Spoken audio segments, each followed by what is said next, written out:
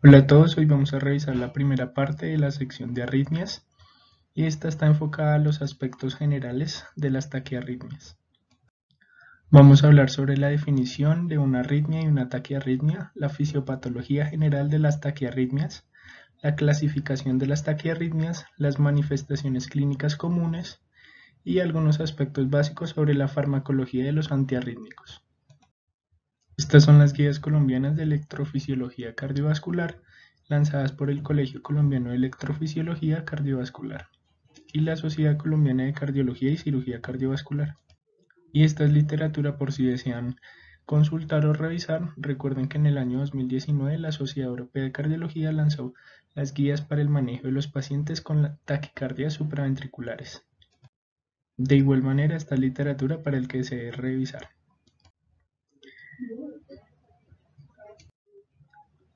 Empecemos con la definición. Por definición, una arritmia es una alteración en la secuencia normal tanto de iniciación como de propagación de los impulsos eléctricos en todo el corazón. Y una taquiarritmia es una arritmia con una frecuencia cardíaca mayor o igual a 100 latidos por minuto en reposo. Sin embargo, las arritmias de importancia y a las que hay que prestarles atención en el servicio de urgencias y por lo cual son aquellas en las que se activa el código para realizar el manejo adecuado, son aquellas con una taquiarritmia mayor o igual a 150 latidos por minuto o aquellas que produzcan sintomatología. Primero recuerde revisar las diapositivas sobre fisiología cardíaca para recordar los aspectos básicos en cuanto al sistema de conducción cardíaca y los potenciales de acción cardíacos. Entonces, en cuanto a los mecanismos de las arritmias cardíacas, de nuevo, la arritmia es una alteración tanto en la secuencia normal de iniciación y en cuanto a la propagación del impulso eléctrico. Entonces, en las taquicardias se han identificado tres mecanismos principales por lo cual se genera esa alteración en la secuencia normal. El primero es la automaticidad mejorada. El segundo es la automaticidad desencadenada y el último es el mecanismo de reentrada. Usualmente estos tres son mecanismos interrelacionados por lo que un mecanismo puede desencadenar otro. Es decir, un ejemplo, un latido automático desencadenado, es decir, iniciado por una automaticidad desencadenada, puede generar o iniciar un mecanismo de reentrada. Entonces empecemos con el primer mecanismo, la automaticidad mejorada. Ocurre en los tejidos que se despolarizan espontáneamente, como el nodo sinoatrial, el nodo auriculoventricular y el sistema His-Purkinje. ¿Qué va a ocurrir en estos tejidos? Que ya sea por la estimulación beta-adrenérgica, por la hipocalemia o por ejemplo cuando hay estiramiento mecánico de los cardiomiocitos, esto va a generar que se aumente la pendiente de la fase 4 del potencial de acción y por lo tanto esto va a acelerar el ritmo de marcapasos, es decir, genera una acción de cronotropismo positivo. En los tejidos que carecen de automaticidad, como por ejemplo el músculo cardíaco ventricular, puede ocurrir un comportamiento automático. Por ejemplo, la isquemia miocárdica. En la isquemia miocárdica las células ventriculares se despolarizan y pueden propagar a los tejidos circundantes ese potencial de acción automático. Por lo tanto, no es que se genere latidos nuevos debido a nueva automaticidad, sino que por esos estímulos, ya sea beta adrenérgico, por ejemplo la hipocalemia o el estiramiento mecánico, eso va a generar que se mejore la automaticidad propia y por lo tanto se acelere ese ritmo de los potenciales de acción que terminan aumentando la frecuencia cardíaca. Entonces el segundo mecanismo es la automaticidad desencadenada. Ya no va a ser como el anterior que se mejora la automaticidad de un potencial de acción, sino que en este caso se va a generar un nuevo potencial de acción, ya sea tardío o durante la misma fase de un potencial de acción y por lo tanto va a generar una despolarización posterior aumentando el inotropismo y aumentando el cronotropismo cardíaco. Entonces vean cómo en condiciones fisiopatológicas un potencial normal puede ser interrumpido o seguido por una despolarización anormal. Es decir, existen dos mecanismos de automaticidad desencadenada. El primero es una despolarización tardía y el segundo es una despolarización temprana.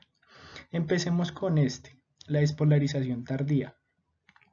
Vean cómo en casos donde, por ejemplo, hay isquemia miocárdica por la activación del sistema nervioso simpático, donde hay estrés adrenérgico, o por la acción de digitálicos, estos van a generar una sobrecarga intracelular de calcio en el retículo sarcoplásmico.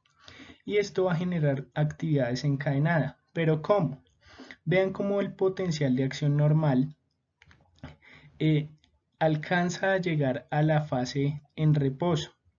Pero vean cómo durante la fase en reposo esa acumulación o esa sobrecarga intracelular de calcio genera una activación del potencial de acción y lo hace más positivo.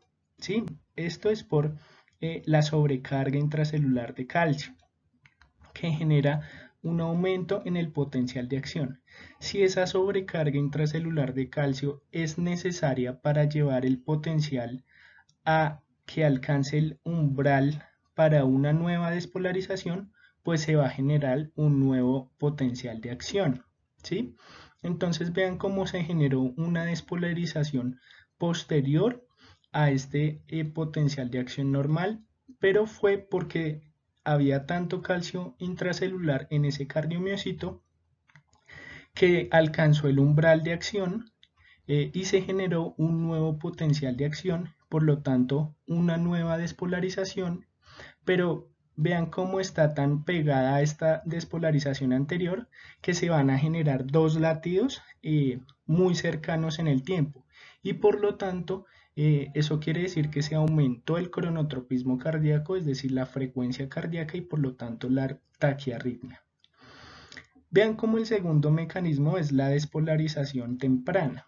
En este caso, el potencial de acción no va a alcanzar la fase en reposo, sino que vean cómo mecanismos como la hipocalemia o algunos antiarrítmicos van a generar una prolongación de la fase 3. Recuerden que la fase 3 es por el influjo de potasio, por lo tanto se está acortando o repolarizando la célula cardíaca para volver al estado de reposo. Pero entonces vean cómo esa hipocalemia va a generar esa prolongación, es decir, va a enlentecer esa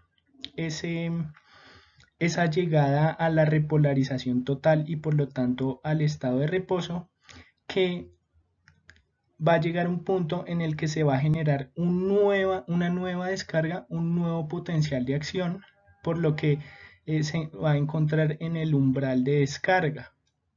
Por lo tanto, se generó una nueva despolarización durante este mismo potencial de acción y por lo tanto se generó un nuevo latido y por lo tanto se aumentó la frecuencia cardíaca. Ese mecanismo anterior del automatismo desencadenado por una despolarización temprana es el mecanismo de la torsión de puntas, por lo que hay que tener en cuenta que es por eso que la hipocalemia y algunos antiarrítmicos generan torsión de puntas. Ahora, el tercer mecanismo es la reentrada. Esto ocurre cuando un impulso cardíaco viaja por una vía de forma que regresa a su sitio original y lo reactiva. Esto quiere decir que se perpetúa la reactivación independiente de la función del nodo sinoatrial, por lo que ese mismo impulso eléctrico va a activar de nuevo, o sea, va a volver a su lugar de generación y lo va a activar y por lo tanto se va a aumentar el cronotropismo cardíaco.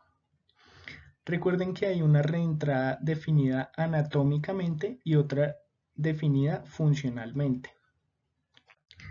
Entonces empecemos con el mecanismo de reentrada anatómicamente. Recuerden que normalmente se inicia el impulso cardíaco en el nodo sinusal y viaja al nodo auriculoventricular, donde mediante por el haz de His atraviesa de las aurículas a los ventrículos y pues se distribuye en el sistema Purkinje mediante las ramas izquierda y derecha y por lo tanto se genera la contracción de los ventrículos.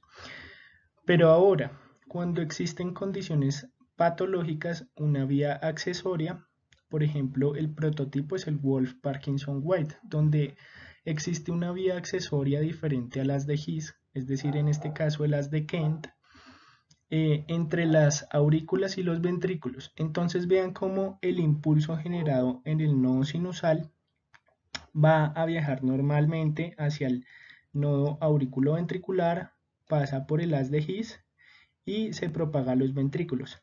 Pero una vez vuelve por esta parte, se encuentra con la vía accesoria y atraviesa de los ventrículos a las aurículas. Y vean cómo pasa de nuevo por acá y vuelve a entrar, a reentrar en este caso al nodo auriculoventricular y por lo tanto vuelve a entrar a los ventrículos. Por eso es un mecanismo de reentrada, es decir, que está circulando, circulando, circulando ese potencial de acción y por lo tanto generando latidos cardíacos y por lo tanto la frecuencia cardíaca aumenta y por lo tanto es una taquiarritmia. También es llamada taquicardia por reentrada auriculoventricular, por lo que esta reentrada ocurre en el nodo auriculoventricular. El prototipo, ya les dije, es el Wolff-Parkinson-White, pero pues hay otras taquiarritmias que veremos más adelante que se llamarán taquiarritmias por reentrada auriculoventricular. Es decir, que ustedes se acordarán que la reentrada a los ventrículos y las aurículas se encontrará en el nodo auriculoventricular debido a que hay una vía accesoria que devuelve el impulso cardíaco de los ventrículos a las aurículas. Tengan en cuenta que el tejido cicatrizal por la isquemia puede comportarse como una vía accesoria, conllevando a una taquicardia ventricular por reentrada, es decir, por ejemplo, digamos si hubo un infarto agudo de miocardio que obstruyó la arteria coronaria derecha, por lo tanto hubo un infarto del ventrículo derecho y en esta porción de tejido ventricular se necrosó y por lo tanto se generó un tejido cicatrizal.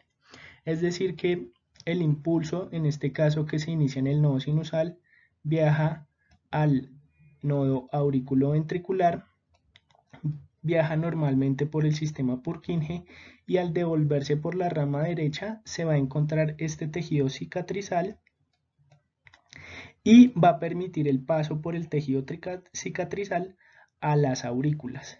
Y una vez pasó acá a las aurículas, vuelve a encontrarse con el nodo auriculoventricular y vuelve a pasar a los ventrículos y por lo tanto generándose esa reentrada auriculoventricular. Los antiarrítmicos y la cardioversión eléctrica terminan esa reentrada. ¿Por qué? Pues disminuye esa reentrada por la vía accesoria. Y por otro lado, el bloqueo del nodo auriculoventricular disminuye la entrada porque pues es la vía por la cual se está reentrando esos impulsos cardíacos. Por lo que todo lo que bloquee el nodo auriculoventricular, como por ejemplo los beta bloqueadores o los bloqueadores de canales de calcio, van a disminuir las taquiarritmias por reentrada auriculoventriculares, así como los antiarrítmicos y la cardioversión eléctrica. El otro mecanismo de reentrada es la reentrada funcionalmente, es decir, ya no está explicada por una vía anatómica. Es decir, por ejemplo, un latido prematuro en el ventrículo puede encontrar un tejido refractario que permite la transmisión del resto de la pared.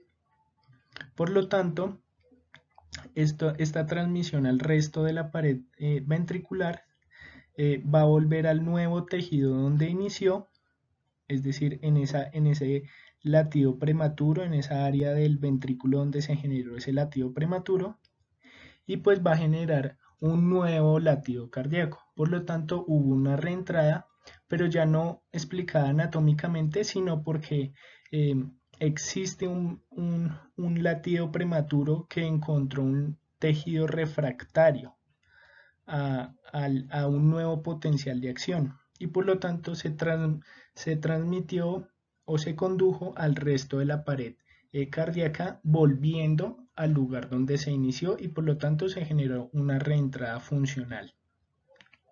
Ejemplo, una isquemia localizada resulta en un área de conducción lenta en el que el ventrículo se escapa y hace reexcitable al resto del miocardio. Así se produce esta reentrada funcionalmente. Vean esto de nuevo, la explicación de la reentrada anatómicamente. Vean cómo normalmente en el nodo sinusal llega el impulso eléctrico al nodo auriculoventricular y se genera la transmisión por la rama izquierda y la rama derecha de las de His. Pero vean cómo esta vía accesoria también puede generar la transmisión del impulso eléctrico a los ventrículos. En el caso en el que normalmente esta vía está bloqueada, es decir, no hay paso del nodo sinoauricular a los ventrículos por esta vía accesoria. Pero cuando se abre esta vía accesoria, el latido que se inició en el nodo sinusal pasa por el nodo auriculoventricular y reentra por esta vía accesoria, se devuelve a las aurículas y vuelve a pasar por el nodo auriculoventricular generando una reentrada nodal auriculoventricular y propagándose entonces ese latido cardíaco generándose el cronotropismo positivo.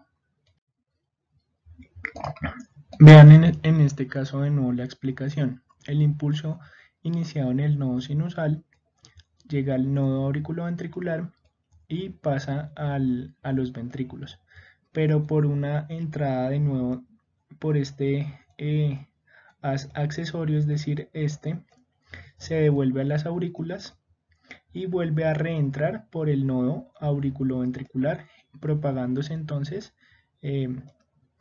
la circulación y la reentrada de ese impulso eléctrico. Ahora tengan en cuenta que en situaciones patológicas donde no existe una entrada accesoria, la reentrada va a darse en el mismo nodo auriculoventricular. Es decir, vean en este ejemplo. Este es el nodo auriculoventricular, donde el impulso generado en el nodo sinoatrial va a llegar al nodo auriculoventricular y pues va a pasar hacia las de His.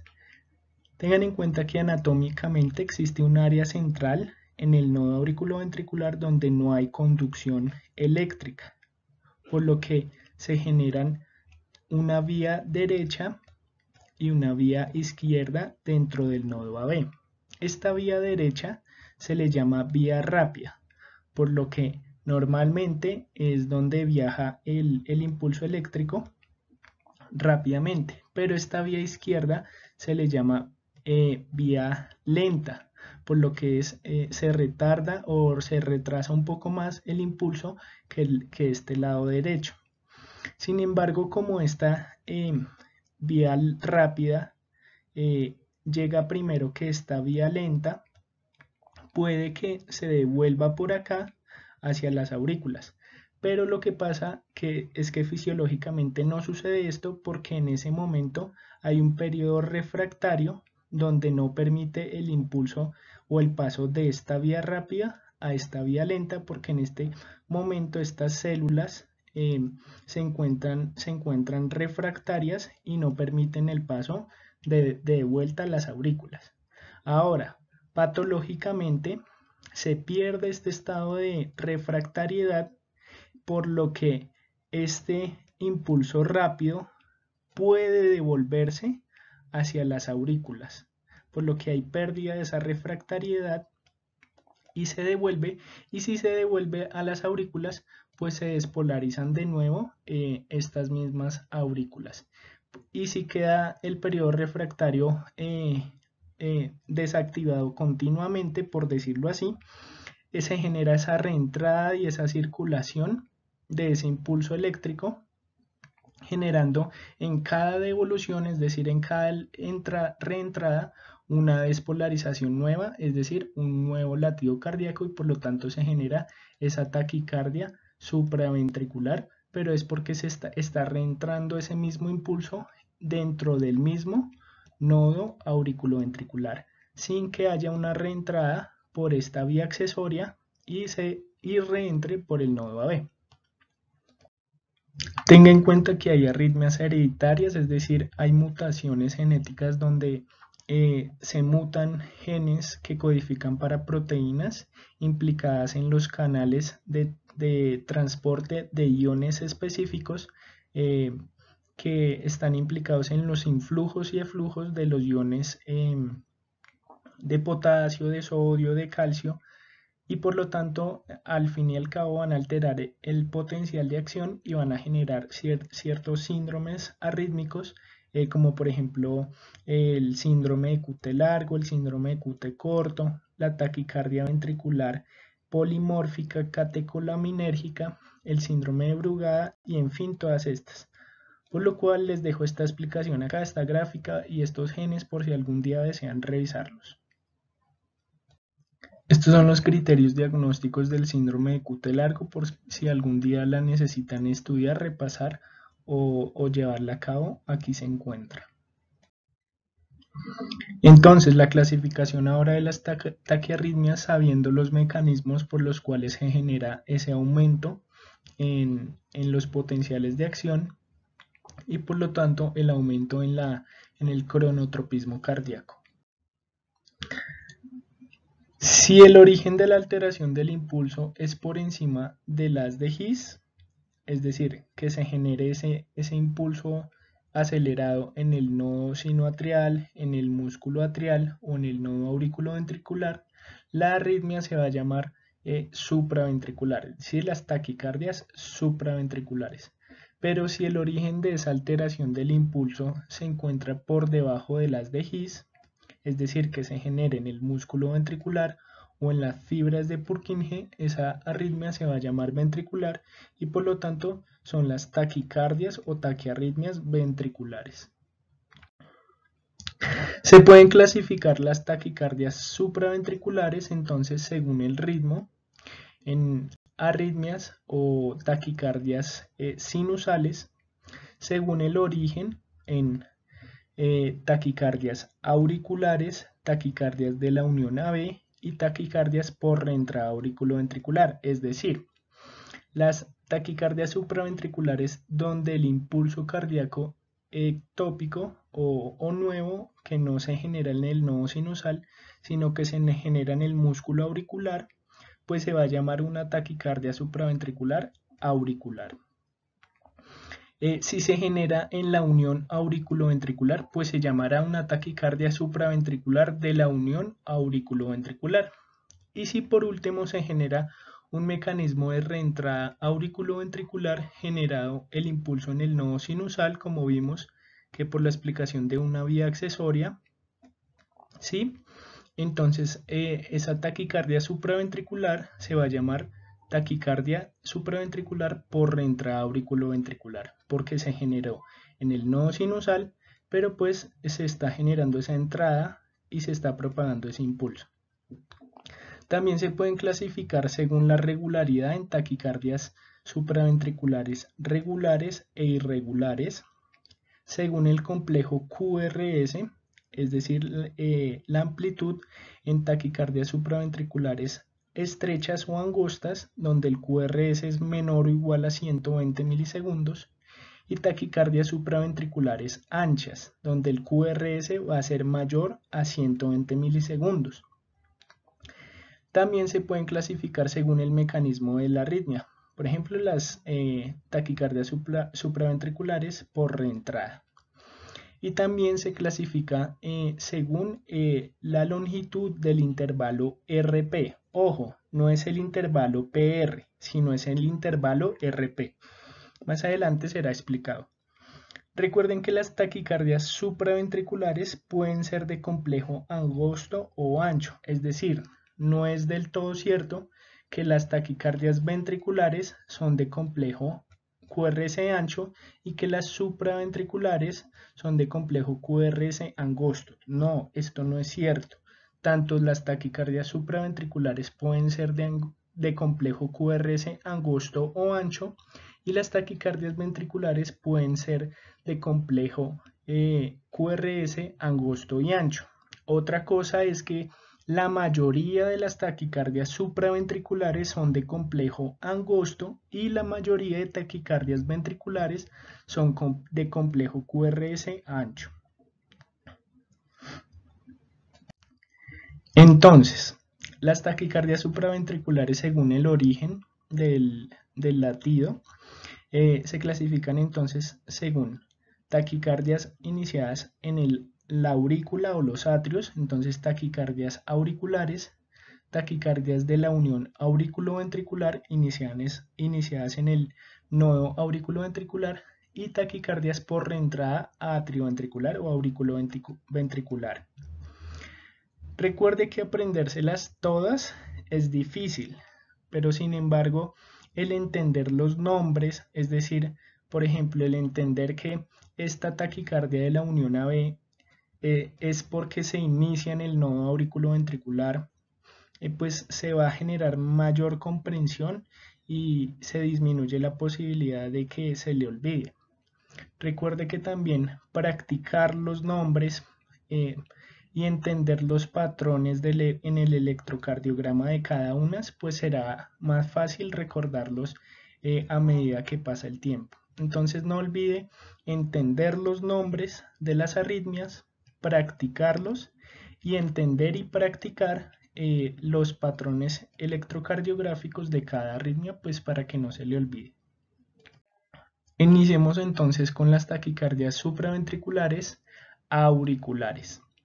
Entonces encontramos primero la taquicardia sinusal, es decir, el impulso acelerado se inicia normalmente en el nodo sinusal y puede ser por causas fisiológicas ese aumento de los latidos cardíacos o del impulso eléctrico o por causas inapropiadas, es decir, patológicamente.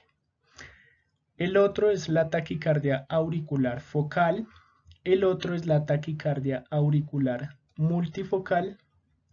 Vean el nombre, es decir, si se llama focal es porque es en un solo lado del músculo auricular y si se llama taquicardia auricular multifocal, es decir, la TAM, pues es porque los impulsos eléctricos se generarán en múltiples partes de las aurículas.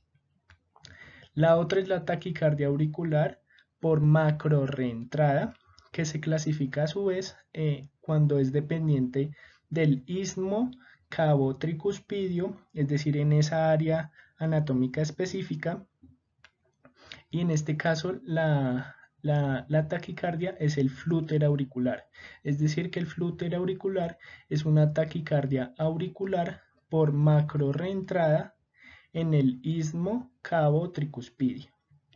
La otra son las taquicardias auriculares por macrorreentrada, pero que no dependen de esta área anatómica del istmo cabo-tricuspidio, sino que dependen del atrio derecho o del atrio izquierdo. Y por último, la fibrilación auricular.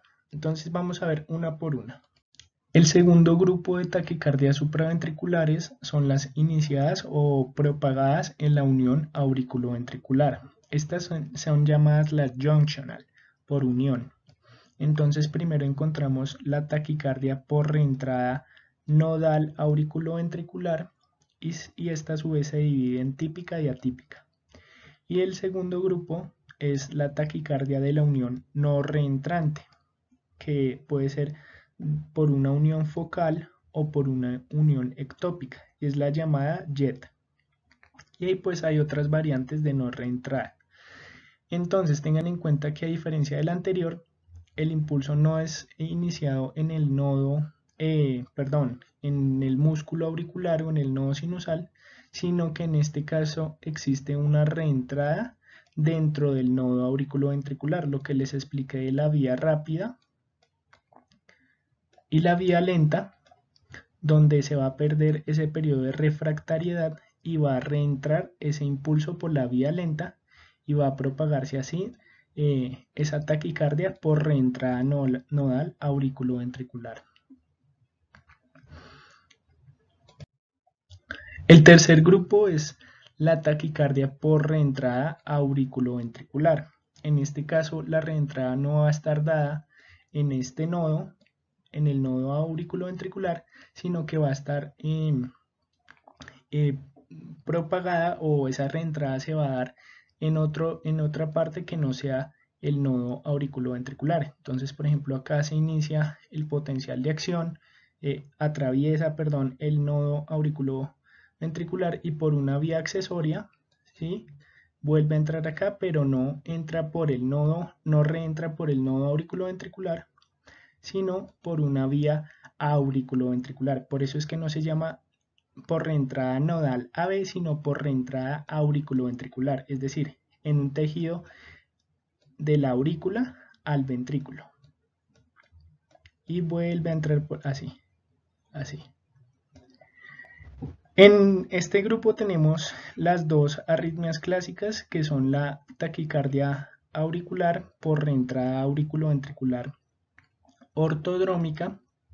Esto incluye una taquicardia recíproca de la unión permanente. Y la otra es la taquicardia por reentrada auriculoventricular antidrómica, donde tiene una conducción retrógrada por el nodo auriculoventricular o raramente por otra vía accesoria. Sin embargo, pues más adelante serán explicadas cada una.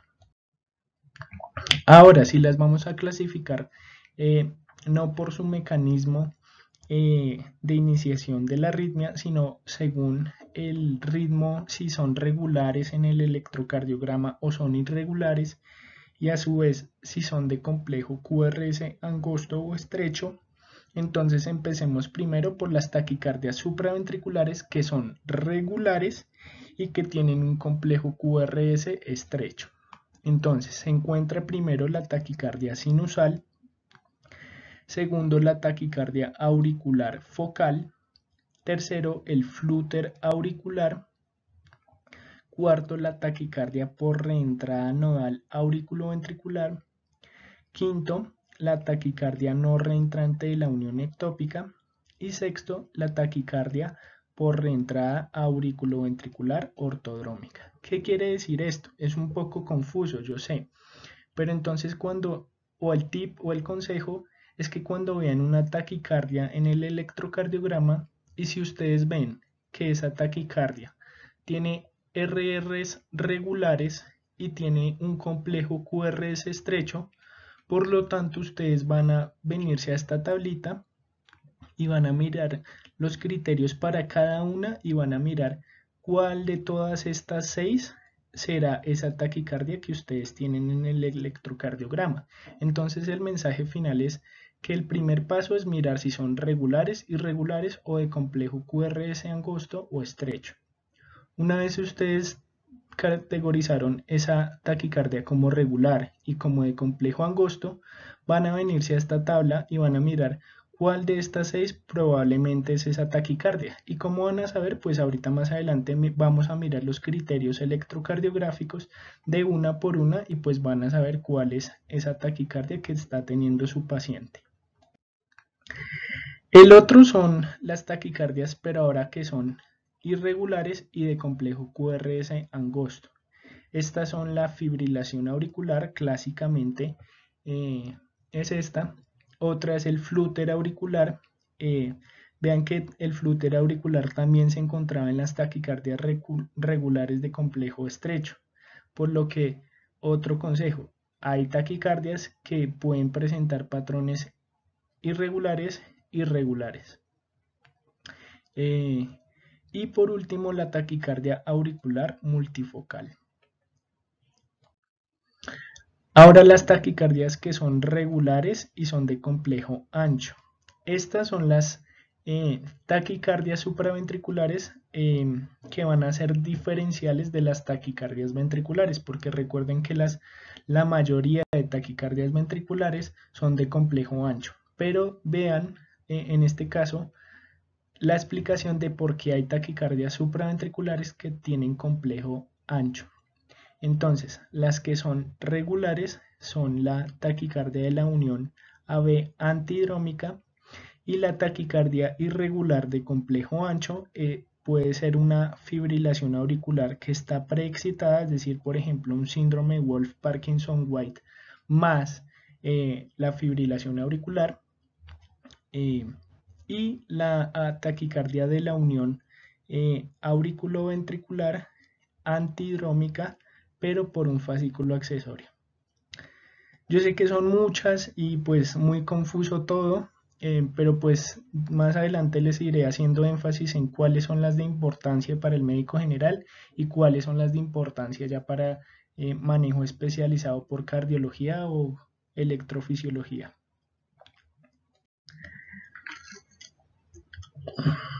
Y por último, tengan en cuenta estas taquicardias por vías accesorias, es decir, los síndromes de preexcitación que no serán tocados en este módulo de arritmias, que son el Wolff-Parkinson-White, el Long-Gannon-Levine y algunas arritmias asociadas a fibras tipo Mannheim, pues que ya quedará para que ustedes las revisen por aparte. Esta es una tablita que nos muestra el diagnóstico diferencial de los taquicardias por complejo estrecho y QRS ancho, es decir, las tablas que les acabo de mostrar, pero pues si quieren denle en pausa y pues revisen una por una de estas. Ahora, una vez que ya sabemos cómo se clasifican las taquicardias supraventriculares, vamos a ver cómo se clasifican las taquicardias originadas por debajo de las de His, es decir, las taquicardias ventriculares. Los ritmos originados en los ventrículos son, primero, los complejos ventriculares prematuros, la taquicardia ventricular no sostenida, la taquicardia ventricular sostenida, la taquicardia ventricular monomórfica y la taquicardia ventricular polimórfica. La taquicardia ventricular polimórfica, que tiene el QT prolongado, es una torsión de puntas. También hay flúter ventricular, fibrilación ventricular y la asistolia de onda P. Todos son estos ritmos que se originan debajo de las de His. Ahora las manifestaciones clínicas comunes a las taquiarritmias, tanto supraventriculares como ventriculares. Tenga en cuenta que muchos pacientes puede que se presenten asintomáticos o nunca sienta síntomas a pesar de tener una taquicardia. Sin embargo, la sintomatología propia de una taquiarritmia, ya sea supraventricular o ventricular, es clásicamente la sensación de que el corazón va rápido dentro del pecho, es decir, las palpitaciones. Y por lo tanto se va a asociar estos síntomas autonómicos por el aumento del tono simpático en estos casos y por lo tanto los pacientes van a presentar diaforesis, cefalea, mareo, fatiga, disnea, dolor torácico. Y también cuando hay una disminución del gasto cardíaco en las taquiarritmias, puede que el paciente presente una pérdida de la conciencia transitoria de origen cardíaco, presentando un síncope. También tenga en cuenta que el paciente puede presentarse con signos y síntomas de las complicaciones, es decir, por ejemplo, que la taquiarritmia generó una falla cardíaca aguda, por lo tanto el paciente se va a presentar con síntomas de bajo gasto y con síntomas de congestión. Ahora, que la taquiarritmia disminuyó el consumo y aumentó la demanda de oxígeno del miocardio, es decir, ese paciente está generando una injuria miocárdica y si es tan severa puede llegar a ser un infarto de miocardio tipo 2, por lo tanto una manifestación clínica será el dolor torácico, los síntomas disautonómicos, en ese caso un síndrome coronario agudo por una taquiarritmia. Y también la taquiarritmia puede generar la complicación del choque cardiogénico, dado por una disminución del gasto cardíaco con la consecuente hipoperfusión de los tejidos periféricos. Entonces ese paciente se puede presentar con alteración del estado de conciencia, con oliguria, anuria, con disminución del llenado capilar, con disminución de los pulsos, frialdad, la piel moteada, el aumento del lactato sérico, en fin. También busquen todo paciente que consulte con palpitaciones o los signos y síntomas de las complicaciones, cómo se encuentran los ruidos cardíacos, si estos se encuentran arrítmicos o si se encuentran rítmicos, y si estos concuerdan, es decir, el ruido cardíaco auscultado concuerda con el ritmo que usted va a palpar en las arterias periféricas. Si ese pulso va a ser regular, irregular o si va a concordar pues con la auscultación de ese ruido cardíaco. Y lo que ya dije, pueden presentarse como una insuficiencia cardíaca agudizada, un síndrome coronario agudo por un infarto de miocardio tipo 2, puede presentarse una crisis hipertensiva o pueden presentarse en pacientes con tormentas tiroideas que condicionan una taquiarritmia, o puede presentarse el paciente inestable hemodinámicamente con la hipotensión y los signos y síntomas de bajo gasto, es decir, el choque cardiogénico. Y por último tocaremos algunos aspectos básicos de la farmacología de los antiarrítmicos. Tenga en cuenta la clasificación más utilizada de los antiarrítmicos en 4 clases, clase 1, 2, 3 y 4. La 1 son los antiarrítmicos que bloquean los canales de sodio, por lo tanto van a bloquear o van a disminuir esa fase 1 del potencial de acción. La clase 2 son los fármacos que bloquean los receptores beta adrenérgicos. La clase 3 son los fármacos que prolongan el potencial de acción generado por el bloqueo de los canales de potasio, y los de clase 4 que son los que bloquean los canales de calcio, es decir, los bloqueadores de canales de calcio, dihidropiridínicos y no dihidropiridínicos. Pero recuerden que el diltiazem y el verapamilo son los que tienen acción en el músculo cardíaco. El amlodipino, el nifedipino, esos no tienen acción o no bloquean canales de calcio en el corazón, sino solamente en la vasculatura periférica. Entonces no se les olvide, clase 1 bloqueo de canales de sodio, clase 2 beta bloqueadores, clase 3 canales de potasio y clase 4 los bloqueadores de canales de calcio. Estas son las 4 formas para reducir la frecuencia de descarga espontánea.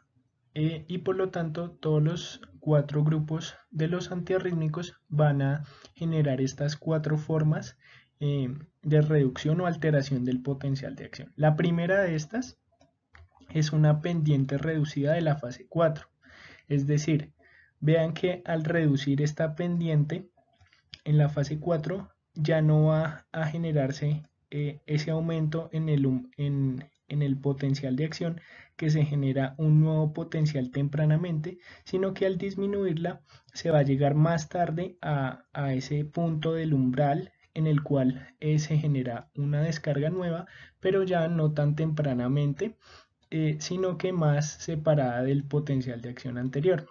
La siguiente es un umbral aumentado, es decir, que ya por ejemplo no se va a despolarizar ese potencial de acción en cierta cantidad de milivoltios, sino que se tiene que despolarizar siendo menos negativo. Por lo tanto, se va a demorar más el potencial de acción y esa pendiente en alcanzar ese nuevo umbral de acción, por lo cual se va a retardar el potencial de acción nuevo y por lo tanto se disminuye esa despolarización y la frecuencia cardíaca. El siguiente, el tercero, es un potencial diastólico máximo aumentado, es decir, ya no es disminuyendo el potencial, el umbral, sino haciéndolo más negativo, es decir, que el potencial de reposo llegue a ser más negativo para que se demore más en subir este umbral en alcanzar el umbral, porque no es lo mismo llegar de, digamos, menos 60 al umbral de acción a estar en menos 110 o menos 100 a llegar a esos menos 60, por lo cual se va a retardar ese potencial de acción y pues se va a disminuir el cronotropismo cardíaco. Y por último, es incrementando la duración del potencial de acción, es decir, prolongando la meseta y prolongando la fase 3, es decir, la fase de repolarización, por lo cual en este caso se va a demorar más en llegar al estado de reposo y por lo tanto por la duración normal del estado de reposo pues se va a demorar en generar un nuevo potencial de acción. El peligro de este mecanismo, de este cuarto mecanismo, es que los fármacos que bloquean o prolongan esta fase 3 de repolarización, como por ejemplo los antiarrítmicos de clase 3 que bloquean los canales de potasio, por lo tanto retardan esa fase de repolarización. Recuerden que el mecanismo de despolarización temprana es que en cualquier momento eh, se genere un nuevo potencial de acción porque se encuentra en el umbral y se genere un nuevo potencial de acción acá y por lo tanto no alcanza a llegar al umbral de reposo, sino que se genera por lo contrario una nueva despolarización y por lo tanto una taquiarritmia. Es decir, que los fármacos de clase 3 eh, van a disminuir, van a ser antiarrítmicos, pero corren el riesgo de que se genere una despolarización temprana en esta fase 3 prolongada y pues generen una taquiarritmia. Es decir, que si se le dio a ese paciente un fármaco para quitarle una arritmia, se le dio otra arritmia y en este caso pues se le inició la torsión de puntas. De igual manera, como la hipocalemia prolonga esa fase 3, tenga en cuenta que los fármacos, los antiarrítmicos de clase 3, pues van a estar contraindicados en aquellos pacientes con hipocalemia o con prolongación del QT, por el riesgo de esta despolarización temprana y de una torsión de puntas. Y las dos formas para aumentar la refractariedad es, por ejemplo, bloqueando los canales de sodio o los fármacos que prolongan el potencial de acción, como por ejemplo los de clase 3. Entonces vean cómo los bloqueadores de canales de sodio, vean cómo en este caso, cuando no se usa el fármaco, en este momento los canales de sodio ya están reactivados, es decir, ya se han recuperados. Por lo tanto, si hay un impulso necesario o una concentración de sodio necesaria, en este caso se puede generar una nueva despolarización temprana. Y vean cómo cuando se usan los fármacos que bloquean canales de sodio, se va a demorar esa recuperación de los canales, es decir, que en este tiempo van a seguir bloqueados y por lo tanto van a disminuir que se generen potenciales de acción tempranos. Y por otro lado, los fármacos que prolongan la fase 3, como lo acabamos de ver, esto impiden o prolongan a que lleguen a la fase de reposo, la fase 4, por lo cual acá no se va a generar un nuevo potencial, sino que se va a demorar más en generarse más tarde otro nuevo. Ahora, ¿cuáles son los fármacos? Entonces, los de clase 1 que bloquean canales de sodio se dividen en 1A, 1B y 1C. Los de 1A son la procainamida, la quinidina y la disopiramida. Los más usados, la procainamida y la quinidina. Estos tienen una tasa de desaceleración lenta a intermedia del potencial de acción y tienen acción también de clase 3, es decir, que bloquean canales de potasio también, por lo cual prolongan el QT y corre riesgo el paciente de presentar una despolarización temprana y por lo tanto una torsión de puntas. Entonces tengan en cuenta que no solo los de clase 3 pueden generar torsión de puntas, sino también la procainamida y la quinidina, que a pesar de que principalmente bloquean canales de sodio, también bloquean canales de potasio y pueden generar la torsión de puntas. Vean los usos terapéuticos, vean cómo la procainamida, la quinidina y la disopiramida son muy utilizados en las fibrilaciones auriculares, las taquicardias ventriculares y las fibrilaciones ventriculares. Y tengan en cuenta las toxicidades mayores y algunas perlas clínicas que las pueden observar en este recuadro de acá. Los de clase 1B, bloqueadores de canales de sodio, estos a diferencia de los anteriores tienen una velocidad de desaceleración rápida. El principal fármaco de clase 1B es lidocaína y vean que a diferencia del anterior, la lidocaína no tiene acción sobre la clase 3, es decir, no bloquea canales de potasio.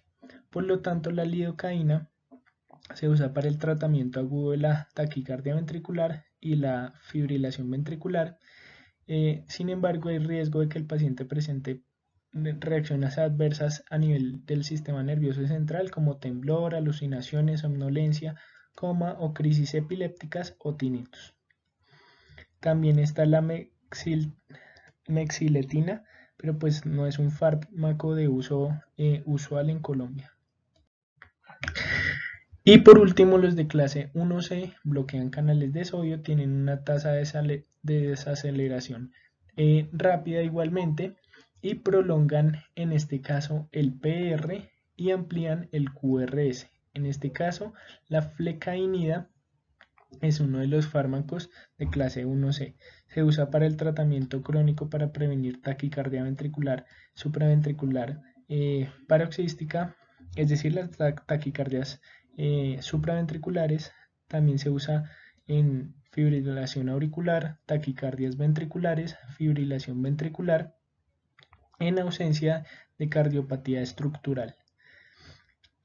Y tengan en cuenta en estas perlas clínicas.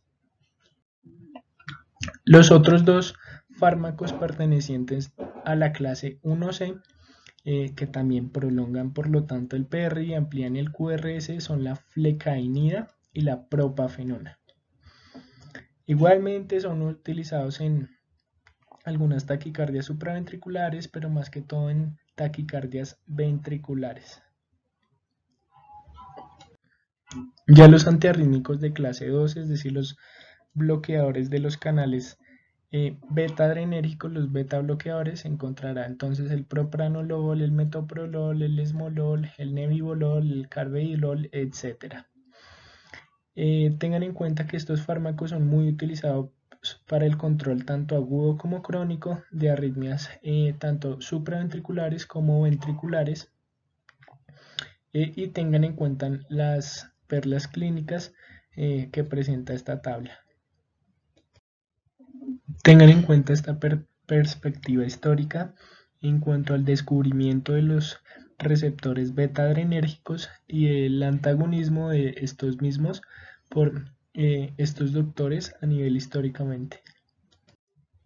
Tengan en cuenta cómo la adrenalina, en este caso en el cardiomiocito, va a activar el receptor beta 1. Esto va a generar un aumento en la concentración de AMP cíclico, aumento de la proteína quinasa A y al fin y al cabo aumento del influjo de calcio a nivel intracelular y aumento de la liberación del calcio en el retículo sarcoplásmico al espacio intracelular, generando un aumento de la concentración de calcio y por lo tanto la contracción, por lo cual aquellos fármacos beta bloqueadores que bloqueen el receptor adrenérgico beta 1 van a disminuir el AMP cíclico, van a disminuir la proteína quinasa A y van a disminuir esa liberación de calcio a nivel del retículo sarcoplásmico a nivel intracelular, por lo cual va a disminuir la contracción cardíaca y por lo tanto también van a disminuir la fase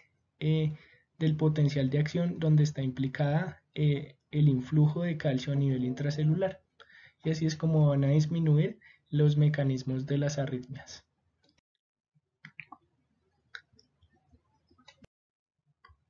Ahora, los fármacos antiarrítmicos de clase 3 bloquean los canales de potasio, aumentan el periodo refractario, aumentan la fase 3, pero también esto prolongan el QT y predisponen a esa despolarización temprana y por lo tanto a torsión de puntas. Estos fármacos son la miodarona, la dronedarona, el sotalol y la ibutilida. Son ampliamente usados tanto en taquicardias supraventriculares como ventriculares, especialmente la fibrilación auricular y las taquicardias ventriculares. Tengan en cuenta las perlas clínicas que se encuentran en la tabla y tengan en cuenta que la miodarona es un fármaco de los más usados en los antiarrítmicos, pero tengan en cuenta los efectos adversos.